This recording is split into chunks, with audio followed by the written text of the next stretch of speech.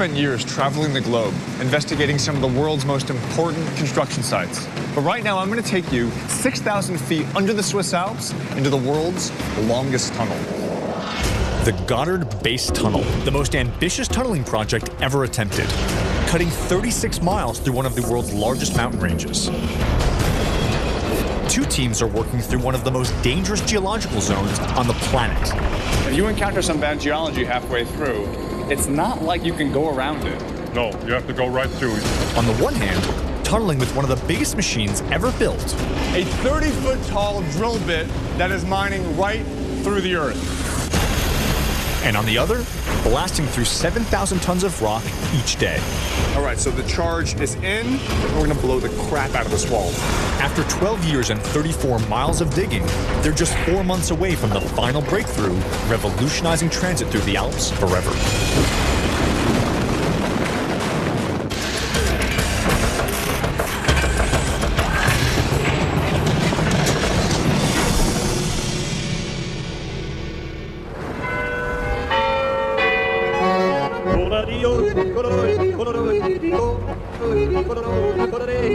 I'm in Switzerland, famous for its handcrafted timepieces, milk chocolate, and political neutrality. But more importantly, Switzerland is the geographic epicenter of Western Europe. 2/3 of all freight sent between Northern Europe and Italy is transported through this tiny country, just half the size of the state of Maine. But despite its convenient location, Switzerland is a geological anomaly.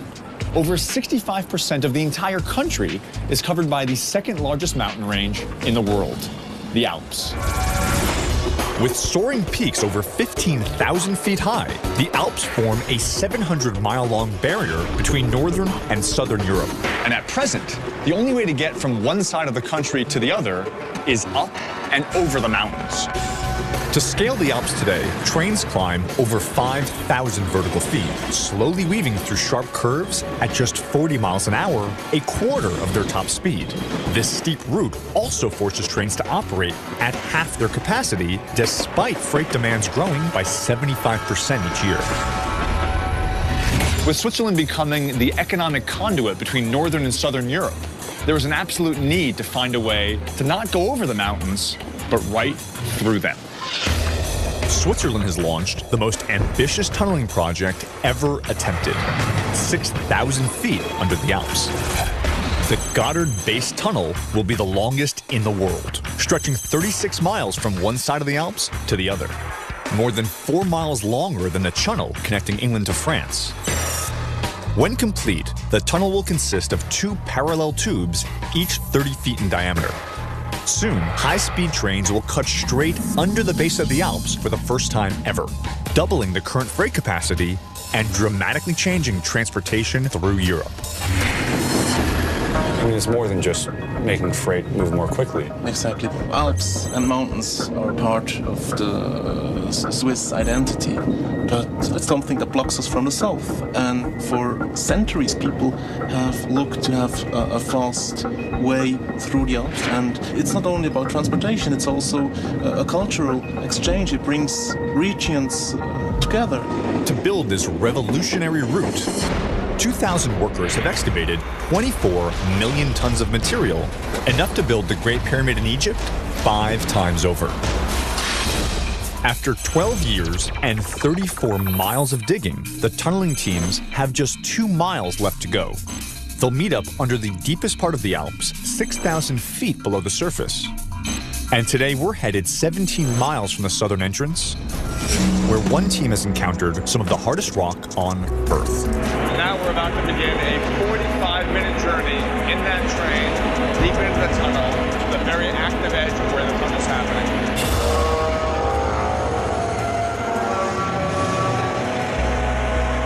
It's kind of freaky, really. Okay. And we're off. Tell me about where we are in the tunnel relative to where we are in the mountain. We're now basically under the main ridge of the Alps. The pressure from the mountain overhead creates one of the toughest rocks in the world, granite. 6 times harder than concrete, it's what's slowing down the tunneling team. So the length of the tunnel, the height of the Alpine mountains, the rate at which you have to build that, all of that has come together to sort of create a situation that's unprecedented for tunnel. Yes, the challenges that we had here on this project will actually probably never happen again. No one's been at these depths in the Alps before. No, I mean, we never know where we're going. I mean, we're like astronauts. We're putting our foot every day on a rock where no one has ever been before. Well, after about a 45-minute train ride, it's time to go to work. All right, we're here.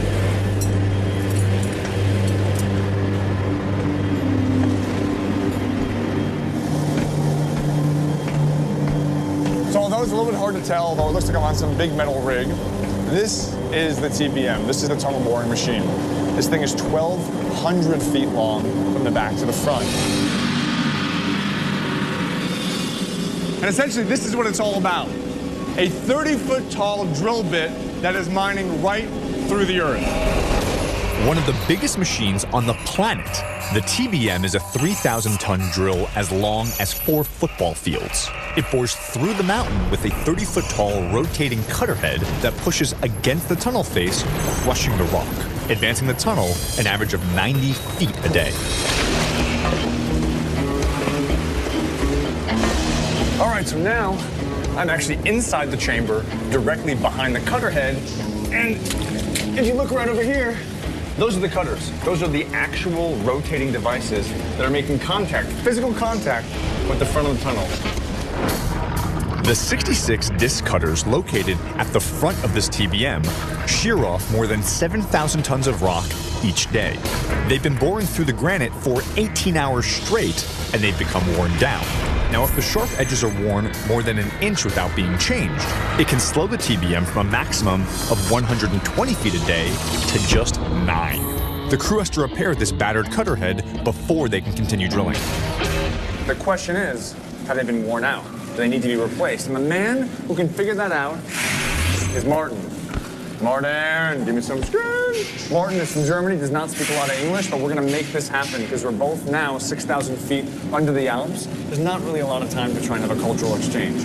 So, this is our machine here. Martin uses a specially designed caliper to measure how much of the cutter has been eaten away. If the reading is more than 25 millimeters, then the cutter's been worn down too much and has to be replaced. Myself and Martin are going to climb into the cutter head, right, 30 feet tall, measure all 66 cutters, and find out what has to go, what can stay to get this machine back to mining. Not much below me. Good. All right.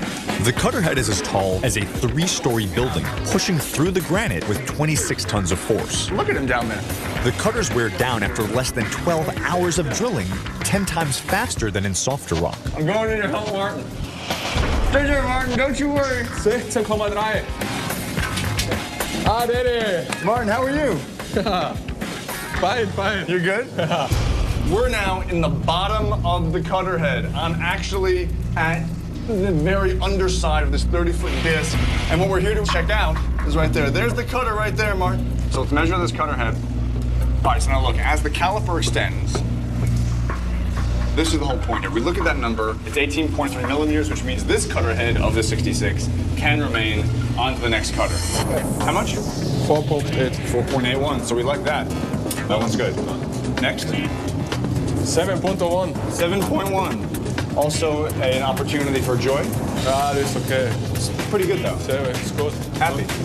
This 20 good. Very good.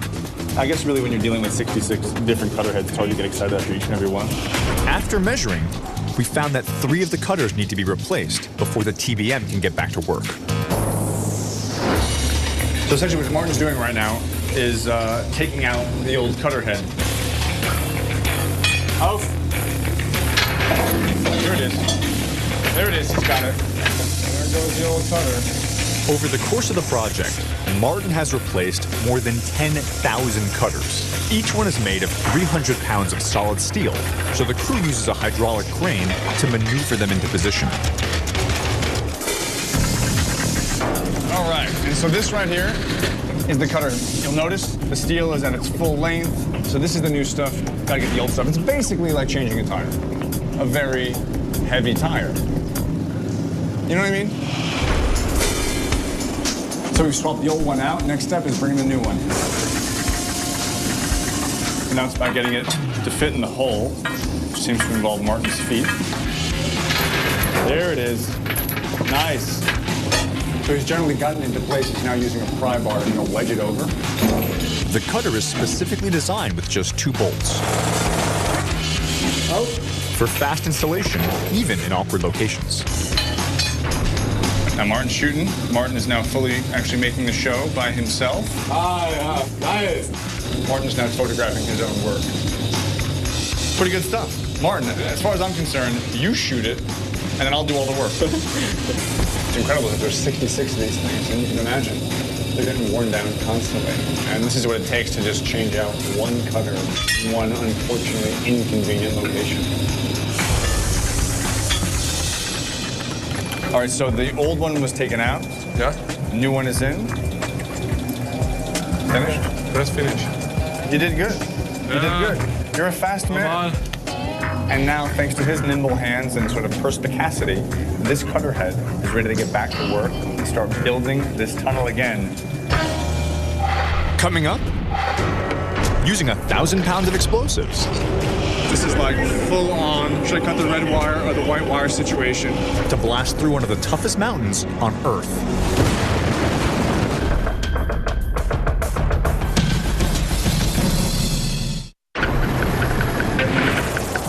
The Swiss are known for being incredibly precise, whether it's their handcrafted timepieces or their famous train system, which, by the way, I can personally tell you, departs and arrives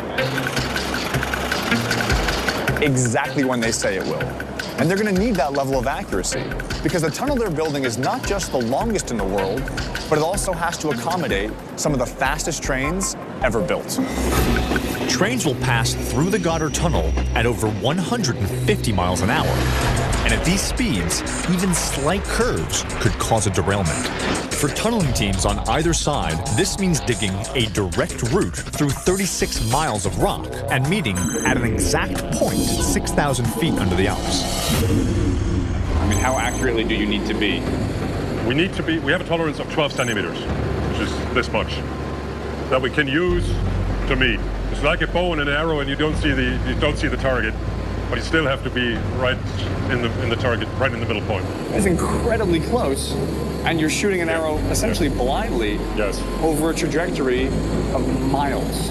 It's about 1.5 miles still left, yes. Now, what I find to be so amazing is that you have a set beginning point, you have a set end point. If you encounter some bad geology halfway through, it's not like you can go around it. No, you have to go right through, and that's the main goal of this tunnel. You cannot change the geology. Ideally, 2 tunnel boring machines would work towards each other, meeting in the middle. But on the north end of the tunnel, the drilling team has hit a patch of soft rock with fault lines. If they bore straight through, it could crush the TBM. So they had to resort to an older method of tunneling. So of the 36-mile-long tunnel, 90% of it is drilled by using a TBM, a tunnel boring machine, that can bore through as much as 75 feet each and every day. But for the area where I'm standing in right now, this 110% section, there are so many fault lines, it's too dangerous to use a TBM. So instead, they're taking it old school and drilling and blasting.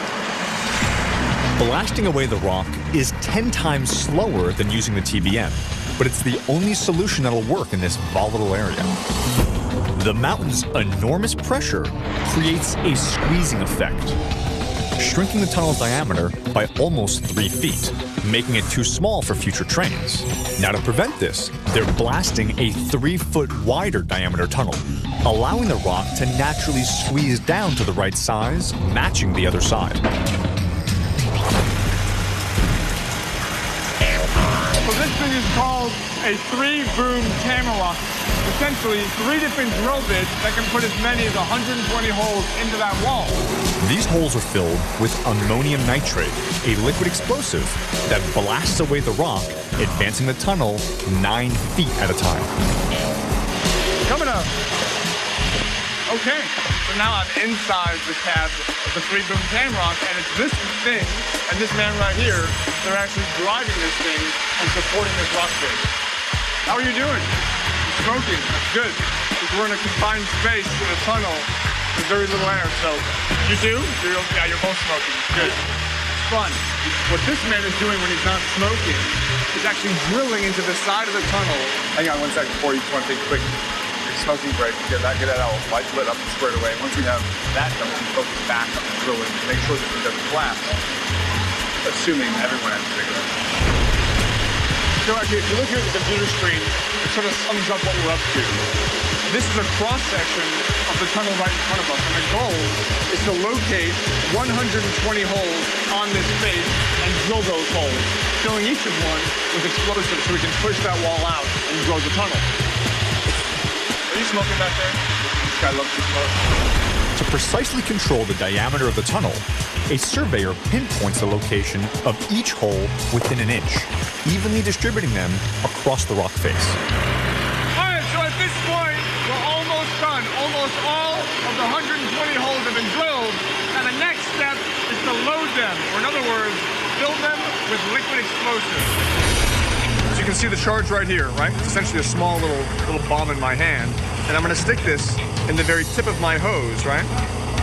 We're actually going to shoot this hose with the liquid explosives and push this charge into the very back. Therefore, when the blast goes off, this charge will actually accelerate the blast, loosen more rock, and get us those 9 feet we need. Okay, ready? The charge, the tip of my spear.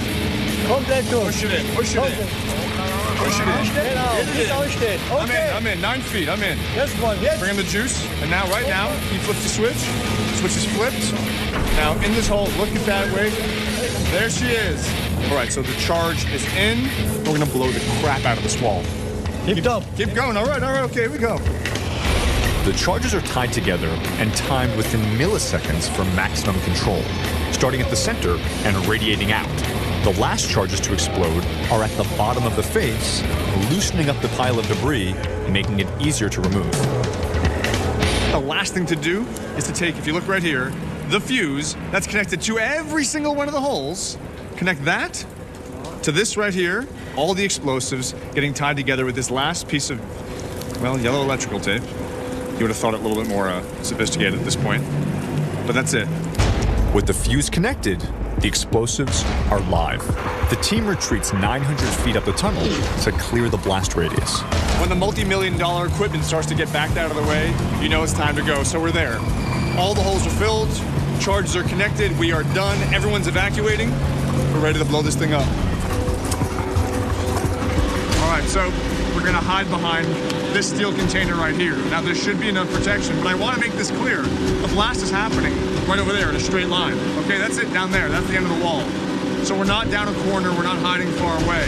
There are just over 100 blasts to go before the tunnel is done. And the honor of setting them off goes to the construction company's largest shareholders. And as we speak, in his hand are the 2 wires that came all the way from that wall, physically dragged all the way there, right? He's got the wires there. He's tying them into the detonator, one to the next. This is like full on, should I cut the red wire or the white wire situation. There's about 14 different people from the company to my left here.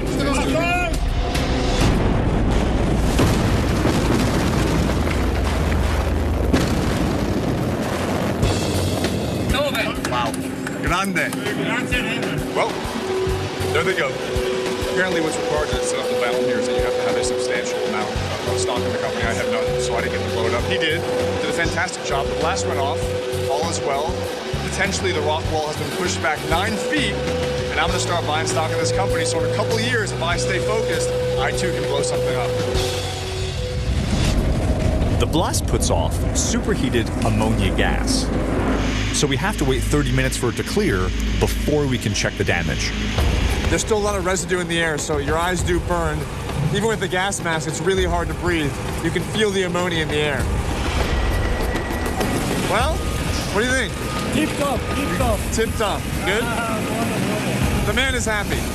It'll take the remainder of the day to shuttle all 6,000 tons of debris 5 miles out of the tunnel. Well, look at this. Where I'm standing right here, 15 minutes ago, was a solid wall of tunnel. And now, I'm standing on the residue. The tunnel has been grown, pushed back by 9 additional feet. And they're gonna spend the rest of the day pulling out the muck and getting ready for the next blast. Coming up, preventing a catastrophic cave-in with a one-of-a-kind technology. Yeah, it can collapse and fall down, and that's a great problem. That's a big problem. Yeah.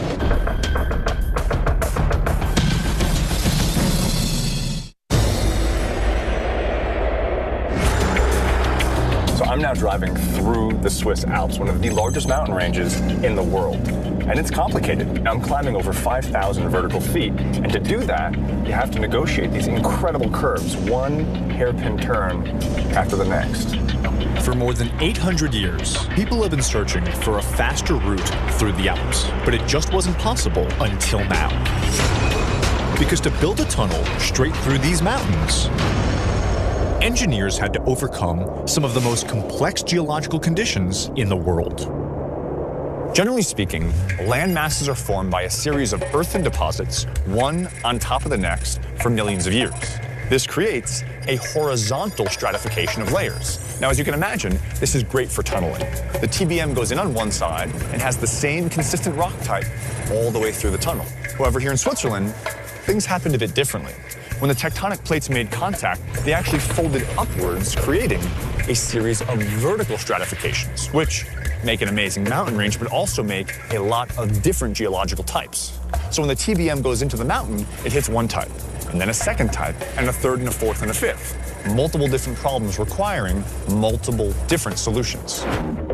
While the blasting team works through dangerous rock on the north side of the tunnel, on the south side, the TBM has been drilling through solid granite for more than a week. But they've just hit a new layer of soft rock, only 2 miles from the finish line.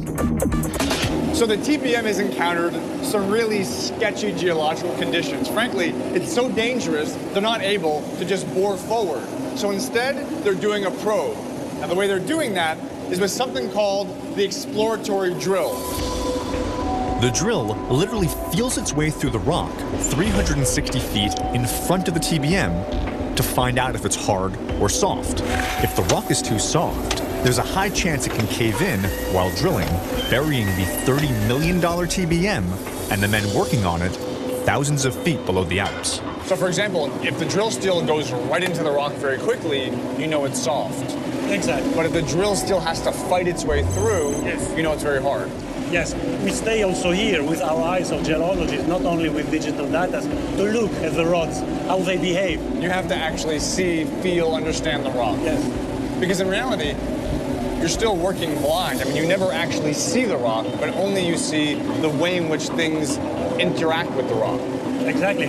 It's easier today to see, to look at the surface of the moon than to know exactly what we have 10 meters inside this rock mass. To probe 360 feet into solid rock, the drill is made up of 36 10-foot-long sections joined end to end.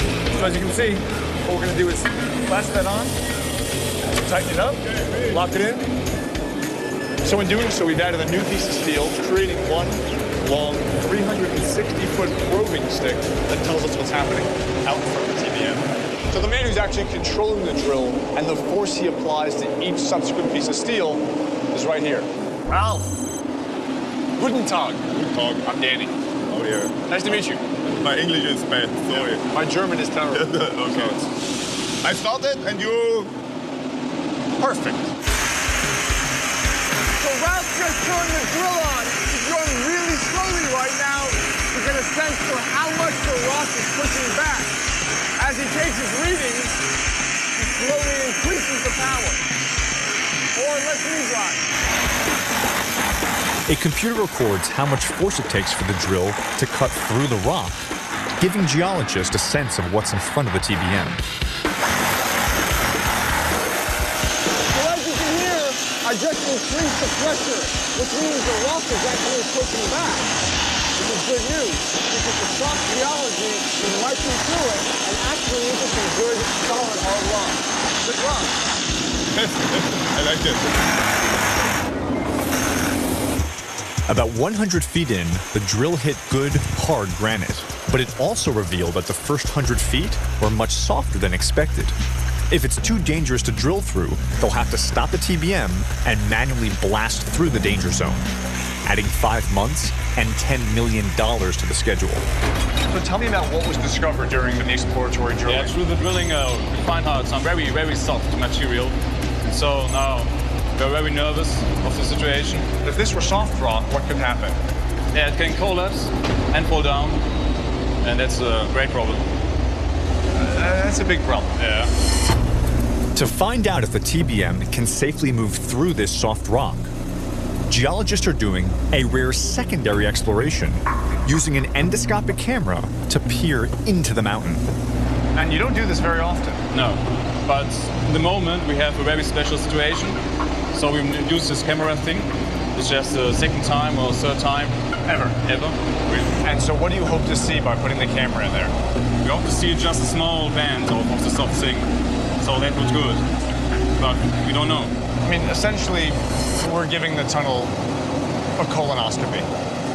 Sorry? You know, Not got this one. you know, sometimes when they want to check out your insides, Yeah. they put the camera. Okay, that's the rare. Same thing, huh? Same thing. Same thing, yeah. Yeah. The camera shows the physical structure of the rock, information the drilling can't provide. So this is it right here. So, wow, that's amazing. So essentially, they have an endoscopic camera attached to the end of this blue thing, and they're essentially going to stick this camera in a pre-drilled hole about 150 feet out that will tell them exactly, by eye, what is happening in the rock. And I've always wanted to do this. That's not the tunnel, that's my mouth. Geologists look at the pattern and colors of the rock for clues about its structural integrity. If you look at that screen right now, what you're able to see is exactly what geological condition we're going to experience 150 feet in front of where we are right now. This is like that scene in Star Wars when the monster came out at the... that's amazing. So when you look at this image, tell me about, so as a geologist, what you're taking away from that image. Yeah, what I see is a stone from inside, and you can see the structure, and you can see that it is the same structure as the stone we have in the back of us. So when you look up, that same kind of black and gray, the same lines you're starting to see just around that edge. Like right there, that white fissure right there. That is nice news. That's good news. That's good news, yeah. The footage shows that despite its softness, the rock is structurally sound, and the TBM can safely bore through it to get to the hard rock. So if this means this rock is good, that means that rock out there is also good. Yeah, absolutely. So as a geologist, does that make you smile? Yeah, it's mine. That's a good rock. That's a good rock. Coming up, preventing a major train derailment with a drainage system designed to stop thousands of gallons of water. Can't be the easiest way to do this. But first, who holds the record for the longest tunnel in the world? The answer after the break.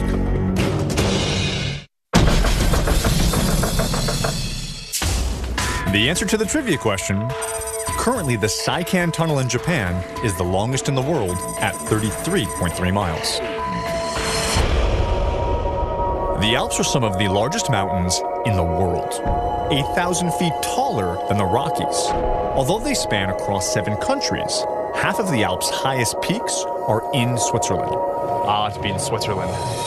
Amongst the beautiful snow-capped mountains, breathing in this incredible, fresh mountain air. This is about the last I'm going to get of it, because today I'm going into the mouth of the tunnel where it is dark, it is hot, and it's buried deep under the Alps.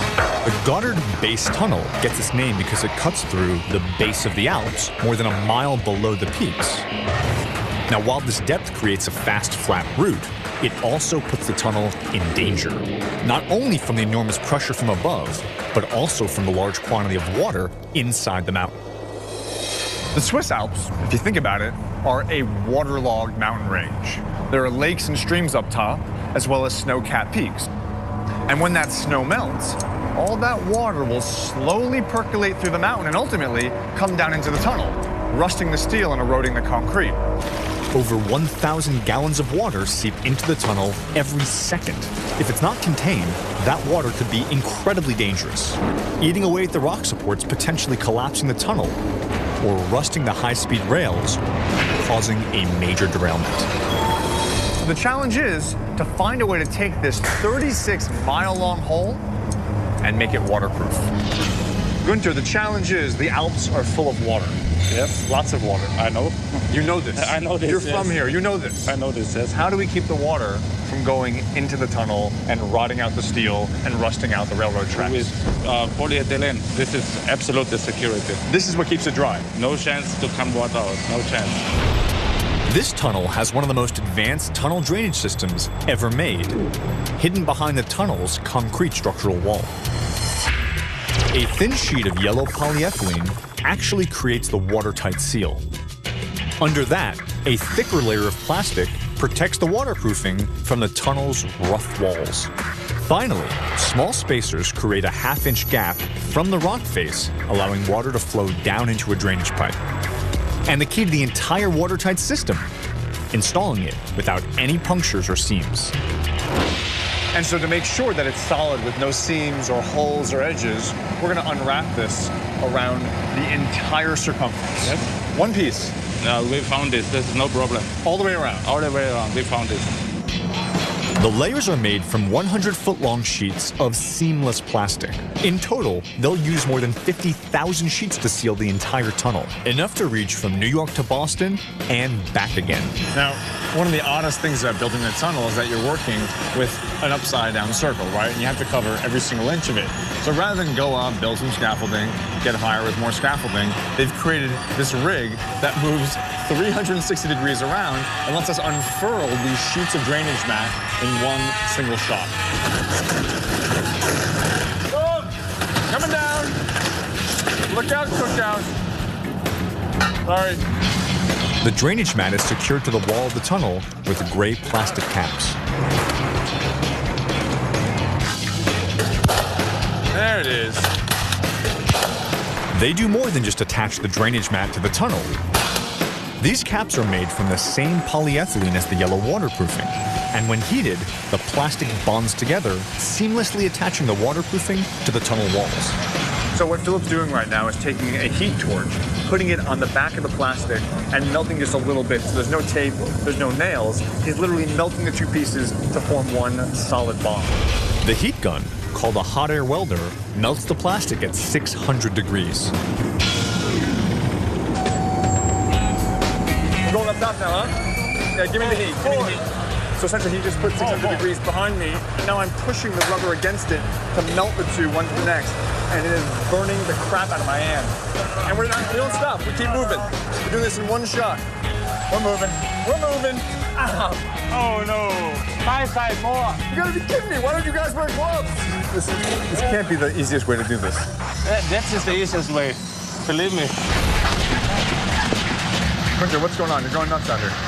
We've taken one piece, wrapped around the entire circumference of the tunnel to guarantee absolutely no water gets in. But to do that, it is absolutely madness. Just pure madness. Gunther's team can install up to 10 sheets a day. And with just 2.5 miles done, it's going to take them 2 more years to waterproof the tunnel. So now that we've done this, essentially, this section of the tunnel, the longest tunnel in the world, has just become watertight. No chance. No chance. I work here, no chance. You did it. Yes, I did. Gunther said no water's coming in. If you believe anyone on this site, and there are some very reputable people, I would believe Gunther. Gunther, Thank you. thank you, sir. Although the water has been contained, the tunnel still faces enormous stress from the mountains overhead.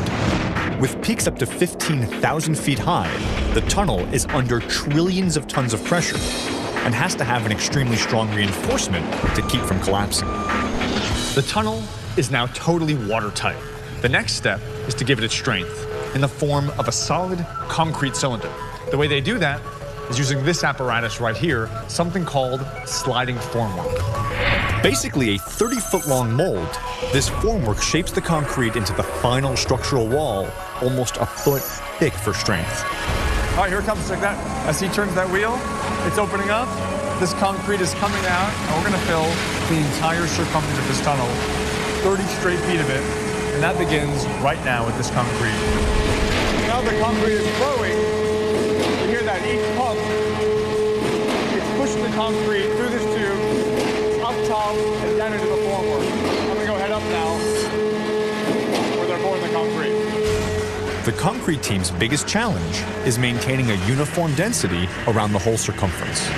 If the wet concrete is allowed to naturally settle at the bottom of the mold, the tunnel won't distribute the stresses from the mountain evenly, cracking and caving in. To avoid this, the mold is poured 9 feet at a time and allowed to set for 15 minutes before the next pour, making it strong enough to hold up under subsequent layers. But if the concrete pours down, you have no access, except for this. They developed a series of windows, or almost portholes, that open up and allow the guys to get inside and actually vibrate the concrete as it slowly rises around both sides of the cylinder. Can I get in there? Can I look? Yeah? Okay, so where I am right now is actually what will become a concrete wall. This is the outer layer, this is the inner layer of the formwork, and as you can see, the concrete is getting poured in and will slowly rise, filling this 1-foot cavity all around the tunnel.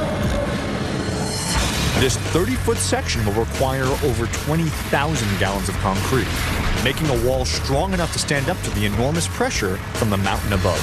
But keep in mind, that was 30 feet. We have 35 more miles to go to make the longest tunnel ever attempted. Coming up, starting up one of the biggest machines in the world for the final push through the mountain. So if you see this, you're happy. Super. That's super. Super cool. Super.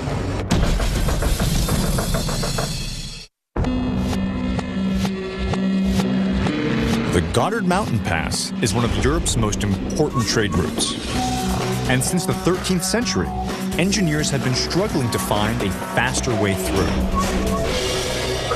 People always tried to improve, actually, ways through the Alps. First it was just horses with freight on their back, then they built a small street, then actually the boom came with the railroad. Even 100 years ago, the desire would have been, if possible, to bore right through the Alps, have a straight shot. Exactly. It's just that in the 19th century, the people didn't have the technology to build such long tunnels. The technology finally caught up 12 years ago when Switzerland broke ground with their first tunnel boring machine. Now, they're just 4 months away from completing the first high-speed route through the Alps. But the TBM has got to stay on course with surgical precision to ensure a clean breakthrough. 17 miles inside the tunnel, the team is gearing up for the final 2-mile push through the mountain. Get to ride in the front of the train with who I think to be possibly the happiest train driver I've ever met. You're Felice. You're driving the train. Felice is ready. He is happy and enthusiastic about the endeavor. I am too. Not as happy as him. I don't think anybody is. But we're ready to go. Come on, let's do this. Let's do this. I love it. Great. All right, we're going in. After 16 hours of intensive geological exploration of a dangerous section of soft rock, the TBM team is finally ready to begin drilling. Are we here? Yeah. End of the line. In these last 2 miles, the TBM team is facing fault lines and intense pressures from the mountains overhead, making it especially challenging for the driver to both stay on course and avoid a collapse. Hello, sir. Hello. How are you? Fine. I'm Danny. Yannick. Yannick. Yeah. Yannick, are you driving the TBM? Yeah. All of this madness out here, all this driving, and all right here. Yeah. We're advancing right now. Yeah. So finally, after some time, some very complicated geology, Yannick behind the ostensible wheel of the TBM is smiling because the TBM is mining. We're pushing against the open rock face, and rock is coming out of the cutter head and out of the tunnel. So if you see this, you're happy. Super. That's super. Super cool. Super. As Yannick drives, a team installs metal support beams to keep the tunnel from collapsing. They've got to stay in constant contact to keep the TBM at just the right speed. If the machine moves too quickly, the crew won't be able to put up enough rock supports, leaving the tunnel dangerously weak. This is how fast we're moving. This for millimeter. So right now, as we speak, we are moving 53 millimeters per minute. Yeah. 53 millimeters, so that's 5 centimeters per minute. So that's like a very small amount of distance in a minute. This moves very slowly. Very slowly. As he controls the speed, moving less than 2 inches a minute, Yannick also plots the course to meet the drilling team on the other side of the tunnel. A deviation of just 0.05 of an inch, about the thickness of a CD, could cause a misalignment of more than 2 feet by the time they break through. To realign the tunnel, they'd have to shave off tons of material from the existing walls, changing its shape and compromising its integrity. So as we speak, we are angling a little bit to the left and a little bit up. During the 9-hour shift, Yannick checks and adjusts the TBM's heading more than 100 times based on real-time GPS readings. He controls the horizontal and vertical path with the TBM's 2 massive grippers. They also propel the TBM forward, advancing it 6 feet with each stroke. This moment is perfect. No have power, good penetration. It's perfect. Yeah, perfect. We have good power, good penetration, good travel speed, beautiful looking rock. What more do you need? Other than maybe not being 6,000 feet under the Alps. But barring that, we are finally in good shape. Yeah. When you need one drive machine, I'm going to New York. You want to go to New York? Well, the good news is Yannick wants to come visit me. The bad news is his method of transport is using a TBM, which at 49 millimeters per minute means he'll come visit me in about 14 years. After a half-century of planning, Switzerland is just 5 years away from completing the longest tunnel in the world. And if all goes well, high-speed travel through the Alps will be possible for the very first time. Switzerland is famous for the Alps. It is what's defined the image of the nation for hundreds of years. But at the same time, these mountains have also transformed the country into a barrier, disconnecting it from the rest of Europe. So the historical challenge has always been to find a way to connect to other countries while contending with this enormous geological impediment. And it's been an 80-year dream to not just get over the Alps, but find a way through them. And after 20 years of design and construction, they have just about made this dream a reality. And if you come to Zurich in 2016, you can hop on a train and be in northern Italy in just 2.5 hours. And all the while, travel right through one of Mother Nature's biggest obstacles.